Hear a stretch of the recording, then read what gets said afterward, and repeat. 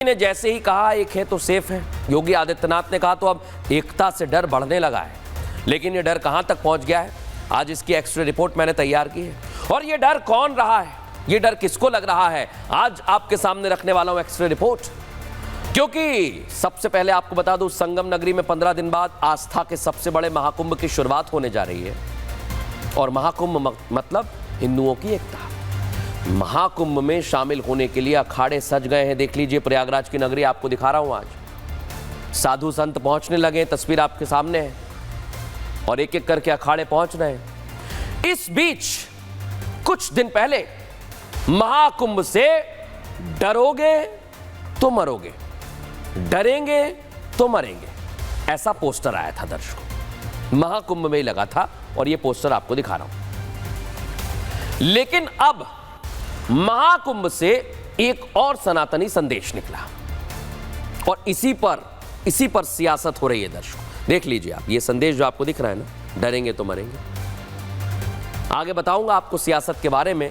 लेकिन हाल ही में चुनावों के दौरान जो नारा गूंजा था, बटोगे तो कटोगे, एक रहोगे तो सेफ रहोगे, जैसा प्रधानमंत्री नरेंद्र मोदी ने दिया था, और इसके बाद वो संदेश एक कदम और आगे बढ़ गया है।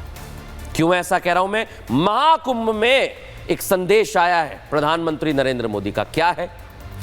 एक हो पूरा देश, गंगा की अविरल धारा, ना बटे समाज हमारा।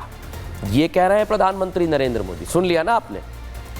अब आपको यह भी बताता हूं कि प्रधानमंत्री नरेंद्र मोदी ने जैसे ही ये बोला तो इसकी चर्चाएं क्यों होने लगी। पहले सुनिए पीएम मोदी क्या कह रहे हैं। जब हम कुंभ में शामिल हो तो एकता के इस संकल्प को अपने साथ लेकर वापस आए।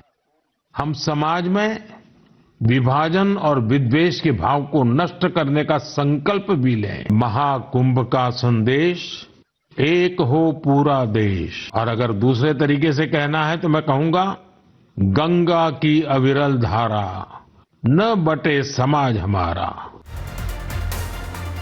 बटना नहीं है, सीधे कह दिया है प्रधानमंत्री नरेंद्र मोदी ने। लेकिन इसे लेकर सियासत एक बार फिर रफ्तार पकड़ चुकी है।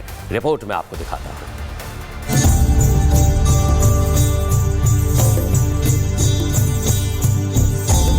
इस बार का महाकुंभ भी एकता के महाकुंभ के मंत्र को सशक्त करेगा।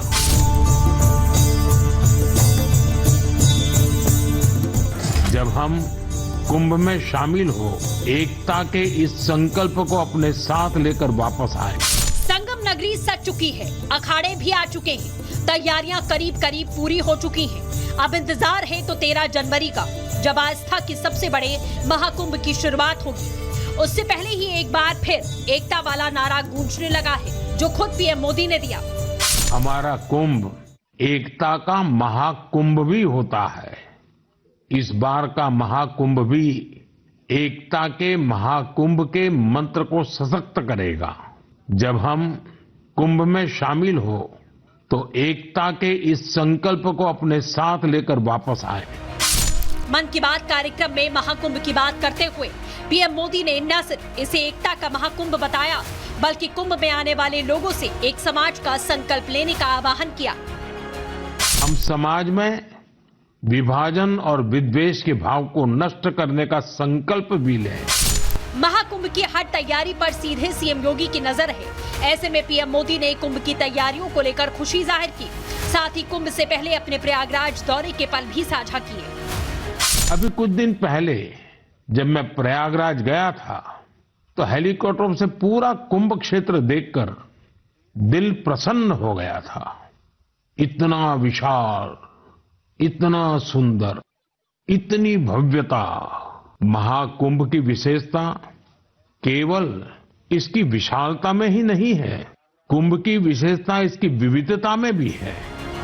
चुनावों के दौरान जिस तरफ एकता वाला नारा गूंज रहा था, एक बार फिर से महाकुंभ के जरिए सनातनी संदेश दिया गया, और ये सनातनी संदेश फिर से पीएम मोदी ने दिया।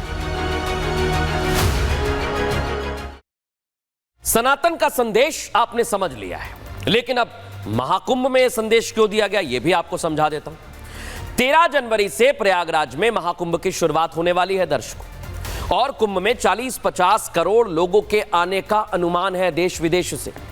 देश से ही नहीं, विदेशों से भी बड़ी संख्या में यहां पर भक्त पधारेंगे और संदेश के जरिए एकता की ताकत बताना पीएम मोदी का मकसद है। समाज को एकजुट रहने का संदेश दे रहा है, ये उसी का प्रेरणा स्रोत है। महाकुंभ के जरिए सबको साथ लाने की कोशिश है, समझिए इसको आप। और जब इस तरह का संदेश दिया जा रहा है तो हमने बातचीत भी की है। सभी से बातचीत में क्या निष्कर्ष निकलकर सामने आया वो आपको सुनवाता हूं। बटने की बात आती ही नहीं। इस देश की सनातन संस्कृति में जितने भी लोग इस कुंभ में आते हैं उसमें कोई ये नहीं पूछता कि आप कौन हैं। रहने से संगठन शक्ति मजबूत रहेगा और ऐसे एकता, जब संगठन शक्ति मजबूत रहेगा, एकता रहेगा तो हम अपना देश को भव्य आगे बढ़ा सकते हैं। मोदी जी ने जो कहा है कि ये कुंभ सबका कुंभ है, बिल्कुल सत्य कहा है। पूरे देश से ही नहीं, संपूर्ण विश्व से लोग आएंगे और उन सब का स्वागत करने के लिए हम सब पूरी तैयारी कर रहे हैं। दर्शकों, एक तरफ पीएम मोदी ने कुंभ को एकता का महाकुंभ बताया है तो दूसरी तरफ सीएम योगी महाकुंभ को लेकर हर तरह की तैयारी पर खुद नजर बनाए हुए हैं। छोटी से छोटी, बड़ी से बड़ी हर तैयारी पर नजर रख रहे हैं और महाकुंभ को भव्य बनाने के लिए हर कोशिश कर रहे हैं। अति विशिष्ट जो अतिथि हैं उन्हें भी महाकुंभ का निमंत्रण दे रहे हैं। देख रहे हैं ना अब किस किस को निमंत्रण दिया गया है, कौन कौन इस लिस्ट में। आइए जरा आपको बताता हूं दर्शकों, इसके लिए पूरी एक्स्ट्रा रिपोर्ट हमने तैयार की। अब कौन कौन है जो इस लिस्ट में है, आइए जरा आपको बताता हूं मैं। सबसे पहले राष्ट्रपति द्रौपदी मुर्मू, इन्हें खुद मुख्यमंत्री योगी आदित्यनाथ ने निमंत्रण दिया। उपराष्ट्रपति जगदीप धनखड़ को भी खुद पहुंचे और निमंत्रण दिया। पूर्व राष्ट्रपति रामनाथ कोविंद को निमंत्रण दिया गया है और गृह मंत्री अमित शाह को निमंत्रण दे दिया गया है। महाकुंभ में न्योता दिया गया है रक्षा मंत्री राजनाथ सिंह को भी, यानी ये भी आपको कुंभ में दिखाई देंगे। और बीजेपी के अध्यक्ष और स्वास्थ्य मंत्री जेपी नड्डा को भी न्योता दिया गया है। और जनरल वीके सिंह, राज्यपाल मिजोरम के, उन्हें भी कुंभ में आने का न्योता दिया। तो इतनी महान विशिष्ट अतिथि पहुंचेंगे महाकुंभ में, लेकिन इसे लेकर भी कई लोगों के पेट में दर्द हो रहा है। दर्शकों, दिखाता हूं आपको।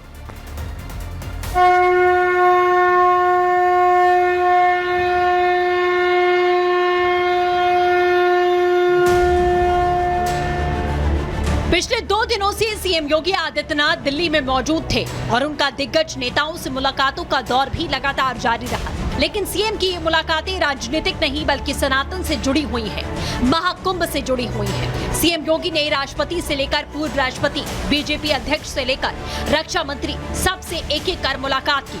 मुलाकात के दौरान महाकुंभ का निमंत्रण दिया। महाकुंभ की तैयारियों में जुटे सीएम योगी खुद अपने हाथों से विशिष्ट अतिथियों को कुंभ में आने का निमंत्रण दे रहे हैं, जिसमें महाकुंभ 2025 का प्रतीक चिन्ह, चांदी का कलश और महाकुंभ से जुड़ा साहित्य है। सीएम योगी के अलावा योगी के मंत्री भी अलग अलग राज्यों में जाकर निमंत्रण पत्र बांट रहे हैं। लेकिन अब कुंभ के निमंत्रण पत्र बांटने को लेकर भी सियासत का दौर शुरू हो गया। शुरुआत अखिलेश यादव ने की, जो पहले से ही कुंभ की तैयारियों को लेकर सवाल खड़े कर रहे हैं। अब निमंत्रण देने पर भी विरोध करने लगे। कुंभ में निमंत्रण नहीं दिया जाता है, कुंभ में अपने आप लोग आते हैं, आस्था से आते हैं। जो हम लोगों ने अपने धर्म के बारे में सीखा, समझा और पढ़ा है वो यही है। ये सरकार अलग तरह की है। महाकुंभ में मैं पूरे दुनिया के जो हमारे सनातन धर्म के मानने वाले लोग हैं, सबका मैं हृदय से स्वागत करता हूं। और राहुल जी से भी कहता हूं, मैं समाजवादी पार्टी के मुखिया से भी कहना चाहता हूं, आप भी आइए, पुण्य प्राप्त करिए, पापों को धोइए। राजनीति अपनी जगह है, विपक्ष का काम सरकार से सवाल करना है, लेकिन धर्म के मुद्दे को राजनीति में घसीटना सही नहीं है। और अखिलेश लगातार महाकुंभ पर सवाल उठाकर यही कर रहे हैं।